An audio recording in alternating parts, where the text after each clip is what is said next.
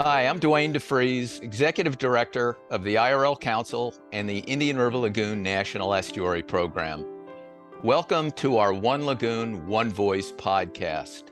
Each week, myself or one of my staff members will host leaders in the community, scientists along the lagoon, people who know a lot about the system to talk about some of the problems and, most importantly, some of the solutions to solve the Indian River Lagoon's health and make sure it's great for future generations.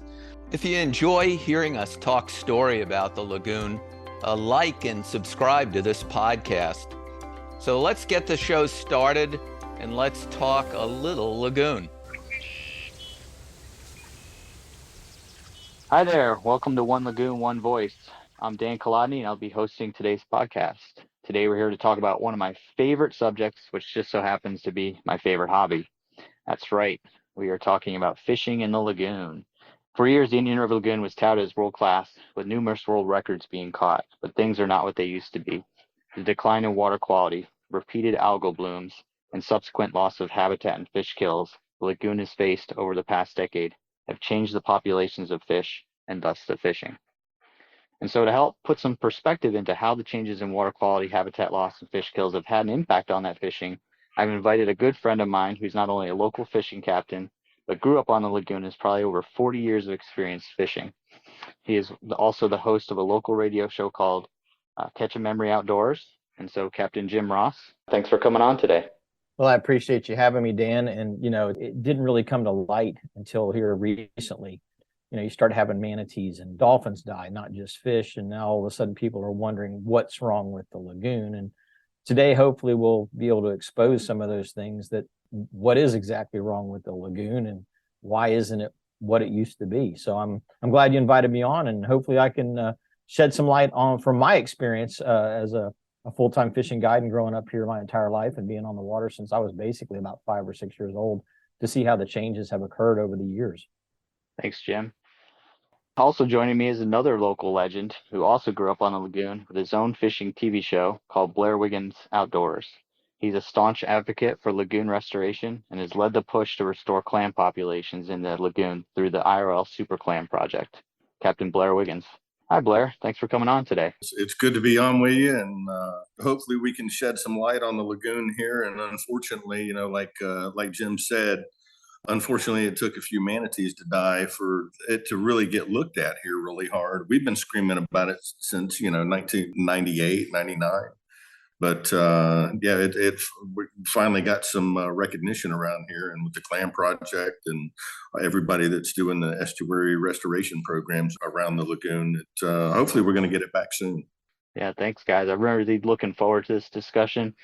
Talk about fishing and kind of where it was. I really want to look back at and kind of let our viewers think about, what the fishing was like, because everybody that maybe is here just came down like me as a transplant thinks this is what's normal, but it wasn't like that. So I'm really excited. So again, thanks for coming on, and welcome to One Lagoon, One Voice. So I always bug Jim about the hot bite when I get a chance to go fishing on lagoon. And so for me to hear about your perspectives and the history of fishing on lagoon is something I'm really curious about.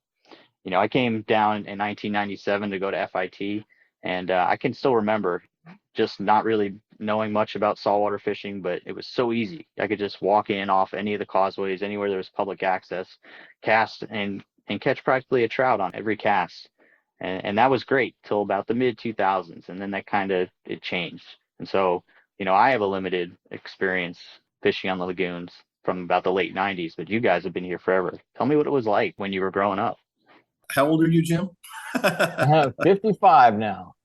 55. Well, I do got a couple years on you, but my first memories, I lived in Cocoa up until I was in I think it was first grade, and during the first grade, second grade, we moved over from Cocoa to Cocoa Beach, and that was in 1971.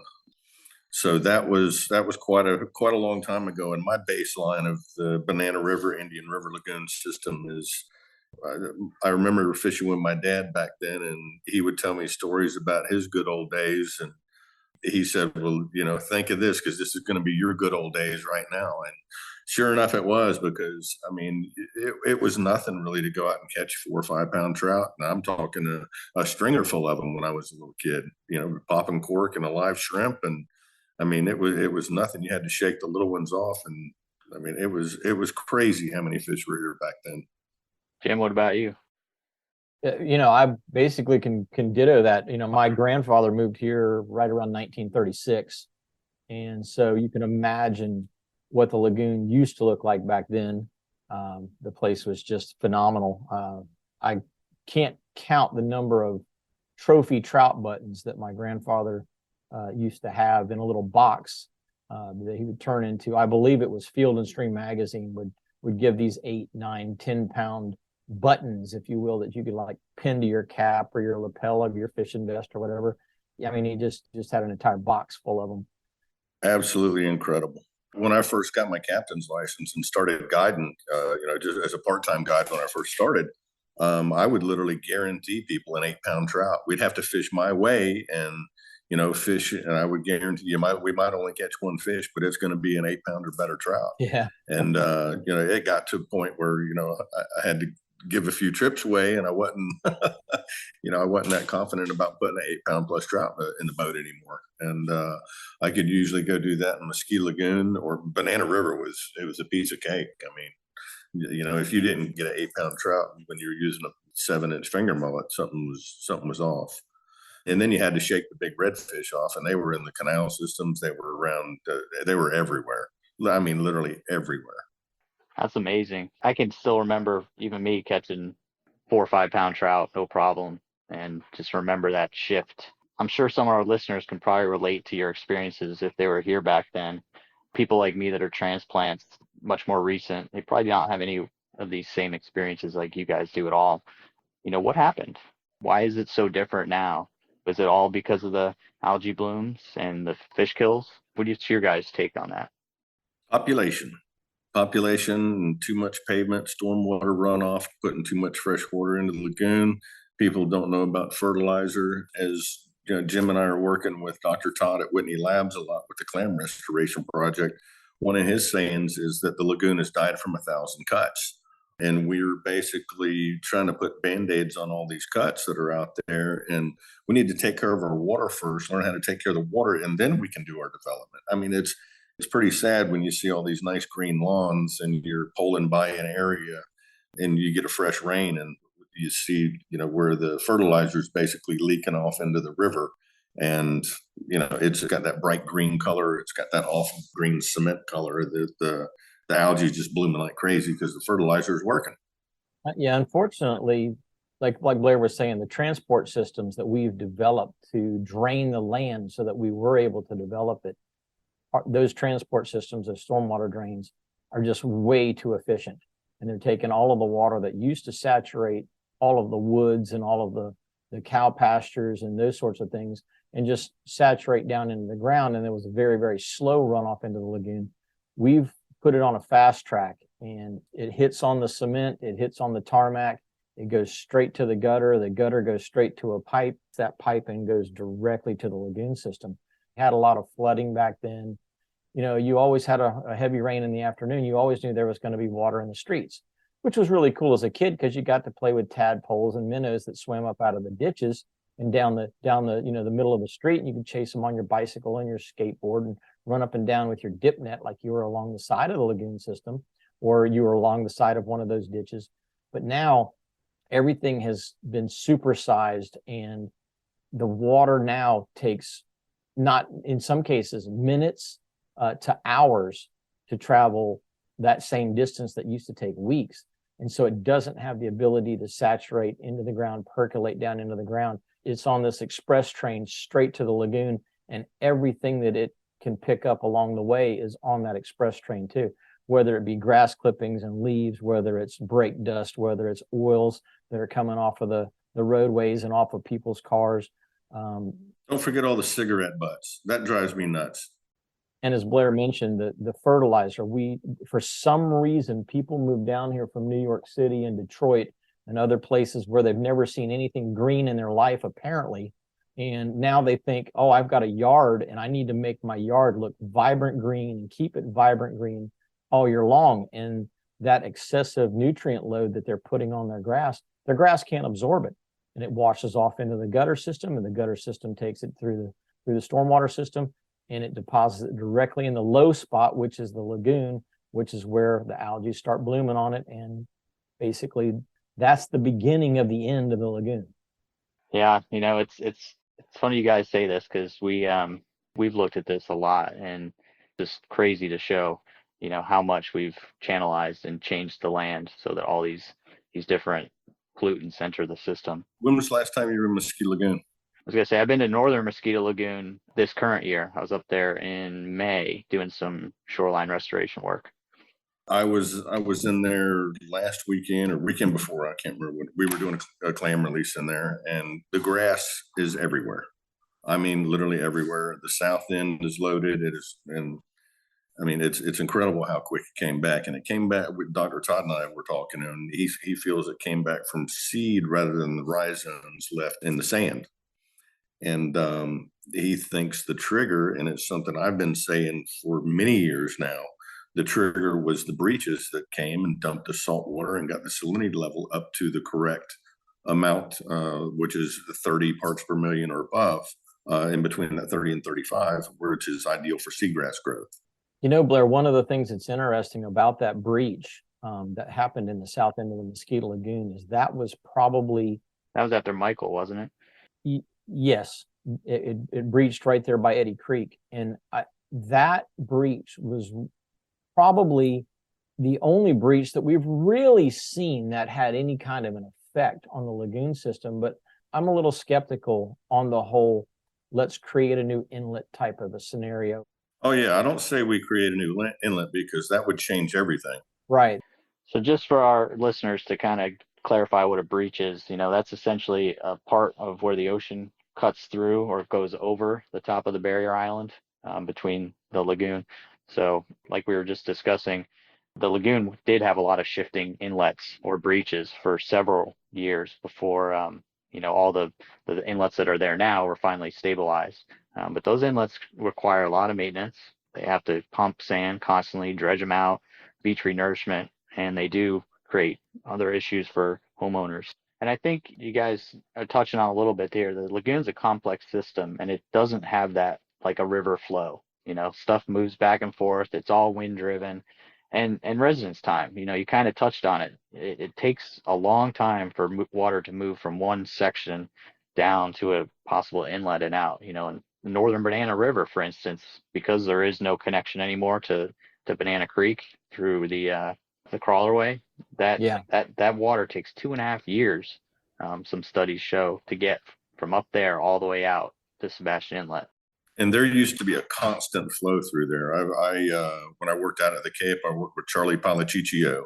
And if you ever drive up to the Cape up there, you see Paliciccio groves. Looks like Pinocchio groves. I always thought it said Pinocchio groves as a kid, but it was Paliciccio groves. And I worked with Charlie Paliciccio, and he was a little older than I was, but he told me when he was a kid, the fishing, they're off of like Battleship Island, where they brought all the supplies in. They had to dredge that out right across from Port St. John. He said he used to wade out there, and they wouldn't keep a trout unless it was like 8 pounds. That's amazing.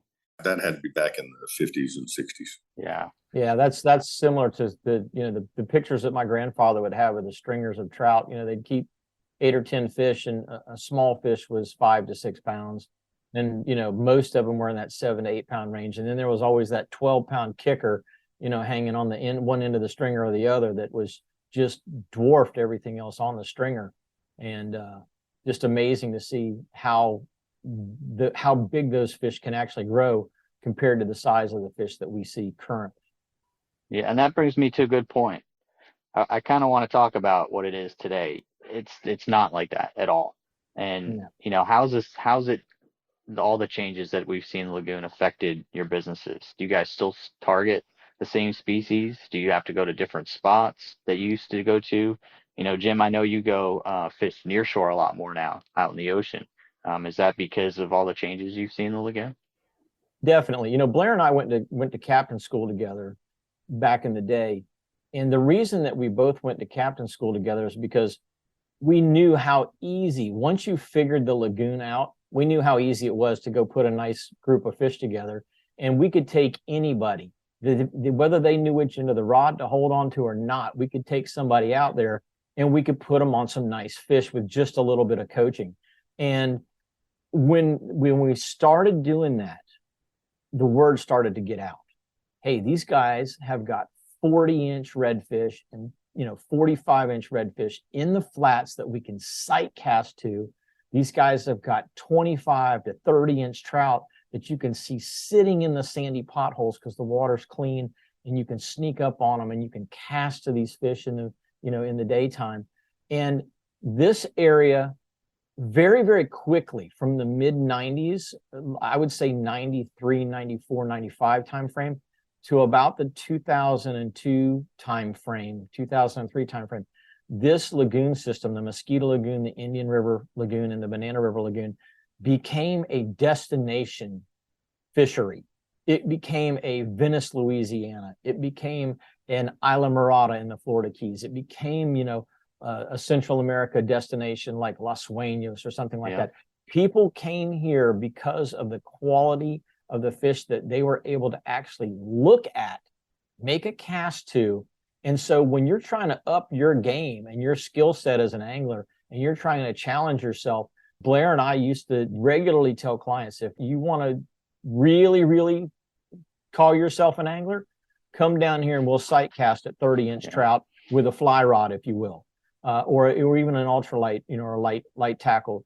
And Blair was fortunate enough to have a couple of TV shows that he did before he started his own show, and that really made it explode. Yeah.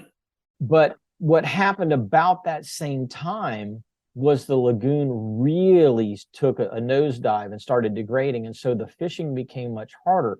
And so, guys like myself and Blair and Rodney Smith and Eric Ersch and Sean Foster and Troy Perez, we had grown the legend of the Indian River, Banana River, Mosquito Lagoon complex to the point where people from all over the United States and even all over the world wanted to come here to do this. And then all of a sudden, it was stripped away from us by development, unfortunately. And the development, but what I saw that really killed the lagoon system back when I was guiding up in the north end of the Indian River was the commercial clam industry in there. Definitely. There was literally 18-wheelers that were at every boat ramp at 4 o'clock in the afternoon filling up. And I mean, I say croaker sack bags. I don't mean the little tiny croaker sack bags that you put fruit in. I'm talking about the giant the giant coffee sacks, croaker sacks, filled to the rim with perfect cherry stones like this in one bag, big chowders in the other. And I had a friend that was actually a commercial clammer making anywhere from $2,000 to $2,500 a day. Wow. And that's at a nickel to 8 cents a piece for clams. That just shows you how many there were. Wow.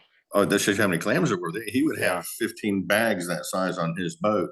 But what was the real sticker, there was no regulation. If you wanted a clam license, you could go out and get a clam license. There was literally 10,000 clam licenses or clam boats that I know that were out there any given day. And any of the listeners out there that can remember back in the 90s, you saw these boats on the river and these guys standing on the boats with these sticks in the water, just shaking them. They were giant rakes that were basically raping the bottom. That not only were they taking our quahog clams, there's 3 different other species of clams out there. There's a thin shell clam, there's razor clams, and there's the pinwheel clams, and all filtration out there. And those are so thin, these rakes touch them and they just crush the shells. A quahog can take it. But the other things they were killing out there, including the horseshoe crabs. I remember my buddy telling me that, these damn horseshoe crabs, I probably killed 200 of them today. And you compound that with 10,000 boats out there.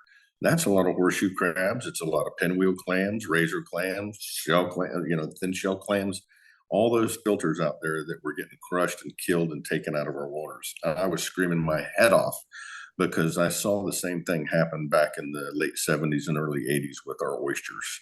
Our oysters got taken down to a point of non-sustainability. The crown conchs moved in, the oyster drills moved in, and wiped out every oyster bed that was ever in the Banana and Indian River north of 192. And there used to be a lot of them. I mean, oysters everywhere here when I was a kid.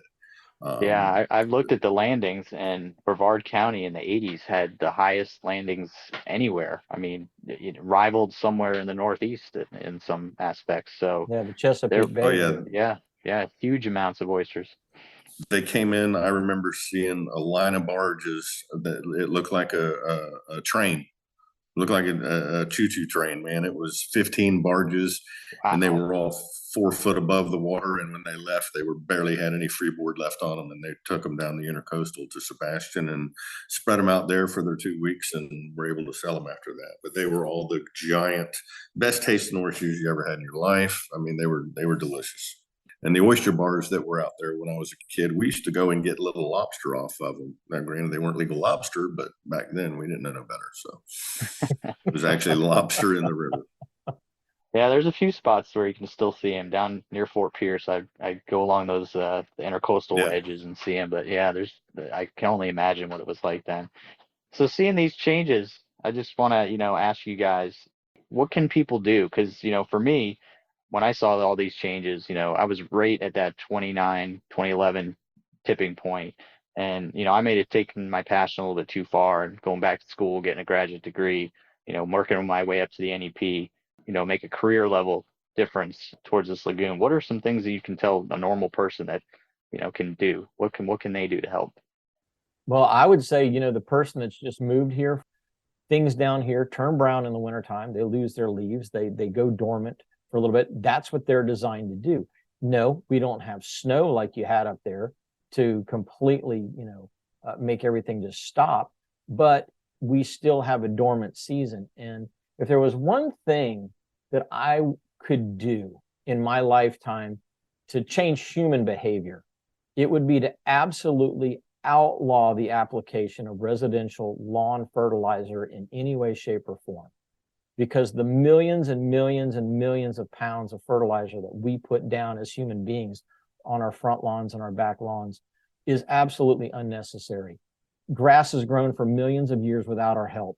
And if it goes dormant in the wintertime, let it go dormant. If your HOA has a problem with it, then you need to change your HOA's, bylaws and say, hey, look, we're tired of wrecking the lagoon system just to try to make you guys happy that our grass is the perfect shade of Kelly green, even in January and February, when it naturally isn't supposed to be that way.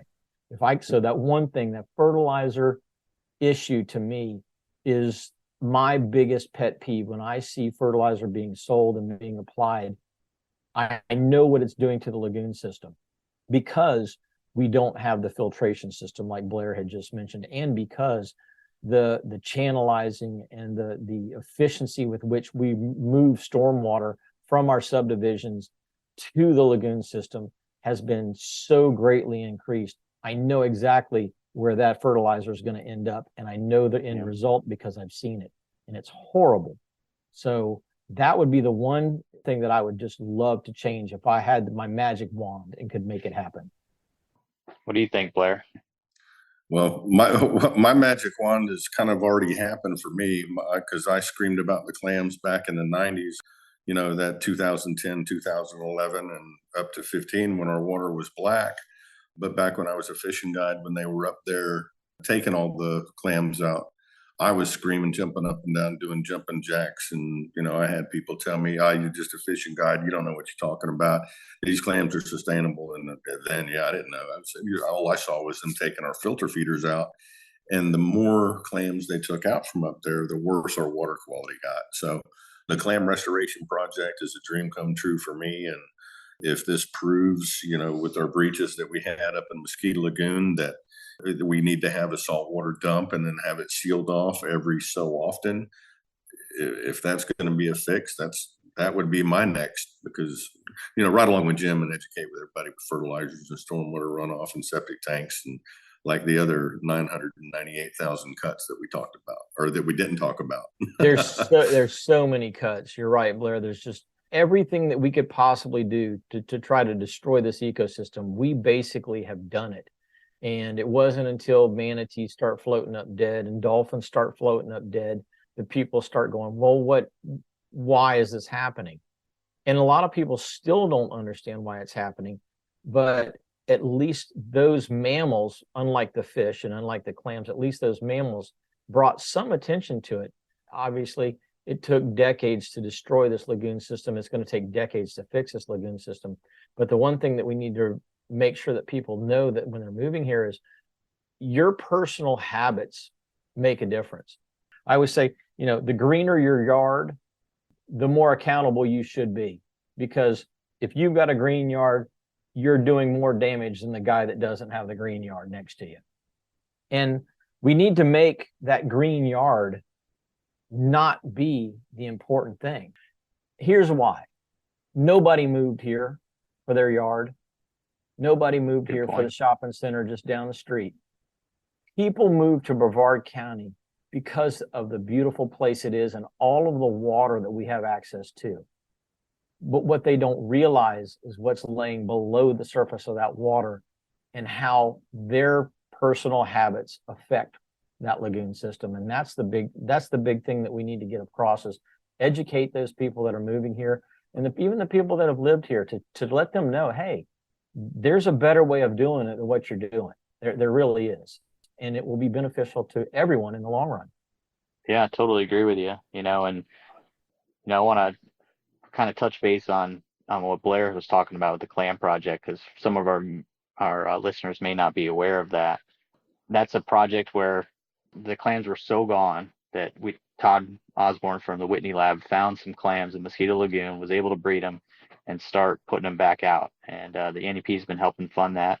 And it's been some great success so far. So just wanted to kind of touch base on that. And then Jim, I don't know if you know that a lot of the HOAs can't make you change your yard if you've got Florida-friendly landscape, Florida-friendly plants. So I totally suggest that folks that are worried about having, HOA issues with green lawns, get Florida-friendly plants in their yard. And don't use as much water, don't need any fertilizer, and you can still have a beautiful lawn. So definitely there.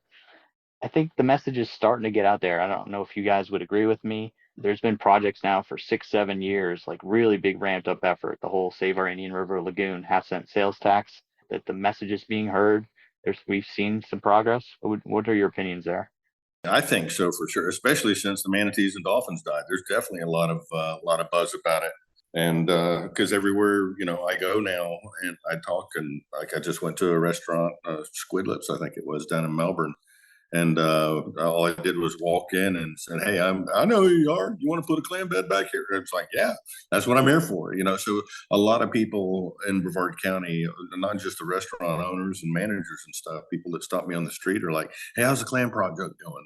And got to date, just to fill you in, we're at like 21 million clams that we've put back into the river now.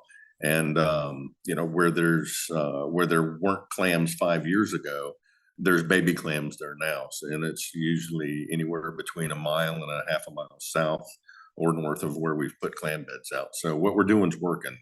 Yeah, Todd was telling me that they had over 90 million little petty villagers released in the water. Yeah. And I think St. John's, who does water samplings, so they actually saw larvae in the water samples, and they haven't seen that in like 20 years. Every causeway, we've been doing our own water samples here, and every single causeway from 192, O'Galley, Pineda, 528 on up, we're doing water samples. Every water sample, they're finding villagers in there. That's awesome. So, which is good, and that's just off the causeway next to the relief bridge or somewhere in the middle of the river. So that's a good sign. Where there's hardly any flow, right? So good stuff. Yeah, Dan, I've got a question for you. Yeah, sure. In talking with people like yourself, Blair and I are fishing guys. We've learned this just from observation. We don't have, up until a few years ago, we didn't have any scientific basis to base anything on. It was all anecdotal, but over the past 5, 6, 7 years, we've gotten a lot more information given to us that is scientific information. I mean, that's what you at the NEP, that's what you guys thrive on, is scientific information. It would be interesting to see over the course of the last 3 years where the Clam Project started, what the salinity levels were 3 years ago versus now. Have they changed any? How many more veligers are we seeing in samples of water over that 3 or 4 year period of time? And then take that out in 2 or 3 or 4 more years from now. What are we going to see? Because obviously what we're putting in the water is going to change how many are in the water. They're going to start to breed on their own, like Blair was saying, create new colonies. Those new colonies are going to create more colonies. We're going to ramp this thing back up to get billions and billions of clams back in the water eventually again. But the salinity levels, if they continue to stay too low, could thwart all of those efforts. So at the NEP, is there anything going on right now where you're looking at ways to divert stormwater to the freshwater river close to here, which is the St. Johns River, versus having it all dump into the Indian River, or a good majority of it? Basically, is there going to be a reduced amount of water, stormwater flow go into the banana, Indian, and mosquito complex in the upcoming years? The short answer is yes. The Save Our Indian River Lagoon plan has identified tons of different projects to address nutrient loading, and with a goal of over 1 million pounds of total nitrogen reduction in Brevard County alone. And it's a multitude of different projects. They do septic to sewer, muck dredging, removing that legacy load, stormwater retention upgrades and diversions. I don't want to speak for St. Johns River Water Management District, who is kind of the one that handles St. Johns River and those water structures, but they are trying to do some bigger projects like C10, and they already completed the C1, which is a diversion. They're pumping water from the canals back to the St. Johns, which can actually use the water versus going to the Indian River Lagoon. And the numbers from that one project are astronomical on reductions of not only freshwater sediments, but nutrients. I think the BMAP is a good way to kind of, for our listeners that don't know, it's called Basin Management Action Plan. That's the state's regulatory cleanup for the lagoon. And they have target levels, and they tracked since that plan went into place in 2013, how much has been reduced. And all the basins are somewhere around 35 to 40%. And everything tells us from the modeling that if once we reach about 75% of that BMAP, things should be significantly better. No blooms or minuscule blooms. So we're getting there. It's, like you said earlier, it's going to take a lot of time. This didn't happen overnight. It's not going to return to being excellent overnight either. Well, when you do it as wrong as we did it for as long as we did it, 70 years, like you say, you can't make that magic wand just make everything just disappear. It's going to take time, and it's going to take money, and it's going to take effort. But I'm glad to see that at the national level, there are things that are being done and things that are currently in progress to help that, because I know the lagoon system from my youth, and I know the lagoon system prior to my youth from pictures that my grandfather had from the 1940s, 1950s, 1960s. And Blair and I, our goal, we've been talking about pollutants for 25 years on our various media outlets. And right. Our goal is to leave this place in better shape than what it is today, and hopefully maybe even better shape than what it once was. Blair and I, when we first started guiding in the mid-90s, just in the Banana River alone, there were 9 different schools of giant redfish that we could target on any given day. That doesn't include the 2 or 3 that were just cruising down the shoreline while you were sight casting at slot size fish. And there's a 45-inch redfish coming down in 18 inches of water. There were 9 distinct schools in the Banana River. So I would launch in the morning, and if Eric Ersch was on one of those schools, and Rodney Smith was on one of those schools, and Sean Foster was on one of those schools, and Blair Wiggins was on one of those schools, all with their clients, it didn't matter, because that was only 4 schools. There was 5 more schools that I could still go look for my clients to try and put them on a giant world, class type fish. And if we can start to see those types of numbers of fish get back in this lagoon system again and stay here, we can create a world-class fishery like we once had. And when this place becomes a destination again, and people start booking 4 and 5 and 6 and 7 day trips to come here, that's when we know that we've all accomplished something. Because right now it's a half a day or maybe a full day on occasion. Sometimes you get a guy that comes in for 2 days at a time, but we don't get those guys flying in on Sunday evening and fishing Monday through Friday and flying back out on Saturday again. That's what we really need. That's what I would like to see this whole ecosystem get back to, is that kind of world-class fishery. Right there with you. I sure hope we can get there too. I think we can. I'm hoping we turn the corner after 2020, and it's just going to take some time, but we got to keep beating the drum and doing in the work. And yeah, I hope in 10 years we can have the same conversation and say mission accomplished. So that would be awesome. Yeah, that would be nice. Yeah. So hope I'm here in 10 years. You will be. Of all the years I've known you, Jim, we've actually never had a chance to go fishing together, and hoping soon, one day, maybe all three of us can go out and do a fishing show for Blair. We need to make that happen. You know what we need to do? Blair just got a brand new boat. Oh, there we go. Hey, that would be great. I would love to see some seagrass, post it, and seagrass is a sign of hope. I don't know if you guys knew, I just did a TEDx talk last month at the port at Cape Canaveral, and talked about seagrass and how that is the hope. You see seagrass, there's hope. So there's hope. Yep. Yep. There is definitely hope for the lagoon, because it looks absolutely beautiful. It looks like it used to 25 years ago. Yeah, it's beautiful out there right now. Just minus a few fish. We need to get our fish back now. I fished the area between about Slippery Creek and George's Bar, and the grass is starting to come back in there as well. The water quality didn't seem to be as good as I'd like to see it. Now, this was 2 weeks ago on the Memorial Day weekend in last of May, but I was shocked at the amount of grass that wasn't there just 6 months ago. So that was a really, really nice surprise to see that grass starting to get healthy and lush again. And man, if we can start to see that spread all through the lagoon system, man, that's going to be a great thing. That would be a good thing. Yep. And the NEP has got 5 seagrass nurseries in the works to help accelerate that process. So if water quality stays good, we've got 5 nurseries that are going to start putting seagrass out in the lagoon and help kickstart some of these areas that maybe don't have any seagrass to expand from, some of that bottlenecking issue. So pretty excited. Stay tuned. So I want to thank Jim and Blair for joining me on today's podcast. If you guys want to hear more from Jim or Blair, you can visit them on their respective outlets. So Jim, go ahead and tell me a little bit about your radio show that you do. Well, I appreciate you letting me talk about it, Dan. I'm doing a show currently called Catch a Memory Outdoors. It's kind of the slogan for my fishing charter business, Fine Line Fishing Charters, which is my slogan's Catch a Memory. And I just rolled that into a radio show podcast that we do every Saturday from 7 to 9 a.m.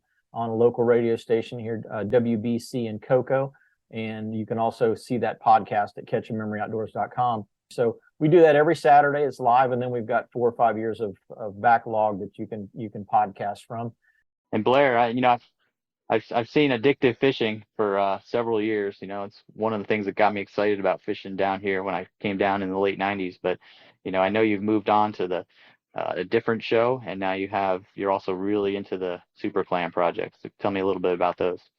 Well, as you said, Addictive Fishing was a great show that we did for 24 years, and it was all fishing. And the whole time I was doing the fishing show, I had people ask me, why don't you ever put your gator hunt or your duck hunt or your snipe hunt or your crab and everything else that you do in the outdoors? And I'm like, that's kind of my special stuff. I like to keep that to myself.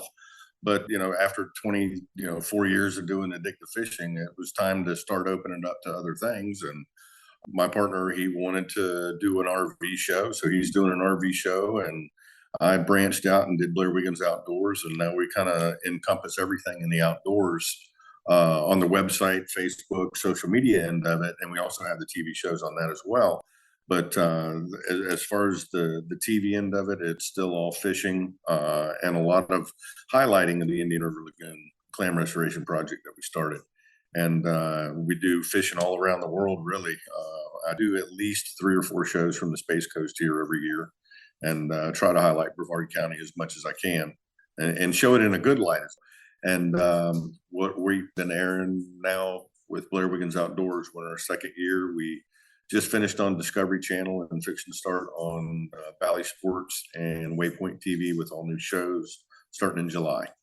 And you can go to the website, BlairWigginsOutdoors.com, and find out everything, keep up with all of our social media sites out there and see some videos, how-tos, and all that good stuff. And everything from Addictive Fishing is still up on the site too. So there's 24 years of videos up there to watch. Fantastic. That's a great history right there, just to show some of our listeners how great the fishing was before everything changed. So awesome. Thanks, guys. If you ever need a guest person on your show, I'm there for you. I'd love to go fishing. Sounds good, brother. So if you enjoyed these discussions about the Indian River Lagoon, please like and subscribe to this podcast. To learn more about the Indian River Lagoon National Estuary Program, how you can get involved, and tips on living lagoon friendly, or to support lagoon restoration by purchasing One Lagoon merchandise, visit us at onelagoon.org. Another great way to support lagoon restoration efforts is to purchase a newly redesigned Indian River Lagoon license plate. The license plate has helped raise about $8 million for lagoon restoration projects since its inception. To stay informed about lagoon news and upcoming events, follow us on Facebook, Twitter, and Instagram, all at One Lagoon.